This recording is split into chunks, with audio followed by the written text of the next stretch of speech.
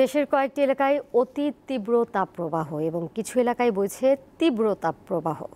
এই অবস্থায় hit alert আরও ৩ দিন বাড়িয়েছে আবহাওয়া অধিদপ্তর। পরিস্থিতি বিবেচনায় ঢাকা, খুলনা, যশোর, চুয়াডাঙ্গা ও রাজশাহীতে আগামীকাল মাধ্যমিক বিদ্যালয় ও কলেজ বন্ধ ঘোষণা করেছে শিক্ষা মন্ত্রণালয়। তবে সকালে ক্লাস হয় প্রাথমিক বিদ্যালয় খোলা রেখেছে প্রাথমিক ও গণশিক্ষা মন্ত্রণালয়। টানা কয়েকদিনের প্রচণ্ড তাপপ্রবাহে পুড়ছে রাজধানী সহ সারা দেশ।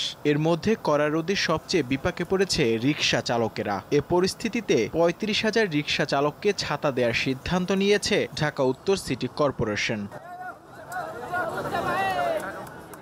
রবিবার এ কর্মসূচি উদ্বোধন করেন ঢাকা উত্তরের মেয়র আতিকুল ইসলাম। আমাদের চিফ হিট অফিসার পরামর্শ দিয়েছে এই রিকশাওয়ালাদেরকে একটি করে ছাতা, 12টি করে ওরসালাইন এবং একটি করে হাফ লিটারের কন্টেনার তাদেরকে দিচ্ছি। তীব্র গরমের মাঝে ছাতা পেয়ে খুশি রিকশা চালকেরা।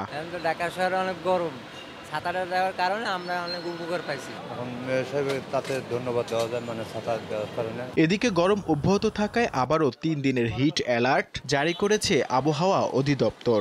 তাপপ্রবাহ অব্যাহত থাকার দরুন কিন্তু আমরা তাপপ্রবাহের সতর্কবার্তা জারি করেছি 72 ঘন্টার জন্য। তবে এখনকার যে অবস্থা, আসলে তাপপ্রবাহটা কিন্তু এই সময়ের জন্য স্বাভাবিক একটা প্রক্রিয়া, তাপপ্রবাহ থাকবে। তবে অস্বাভাবিক যে ব্যাপারটা, যে বিষয়টা আমরা দেখি, সেটা দীর্ঘমেয়াদী তাপপ্রবাহ। আবহাওয়ার পরিসংখ্যান অনুযায়ী খুব সহসাই স্বস্তির খবর নেই বলে জানান তিনি। এই তাপপ্রবাহটা প্রশমনের একমাত্র উপায় হচ্ছে তীব্র কালবৈশাখী ঝড়।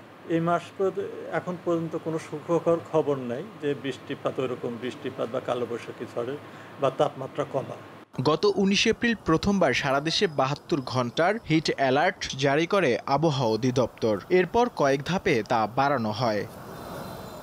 নূর আলম, দীপ্ত সংবাদ, ঢাকা।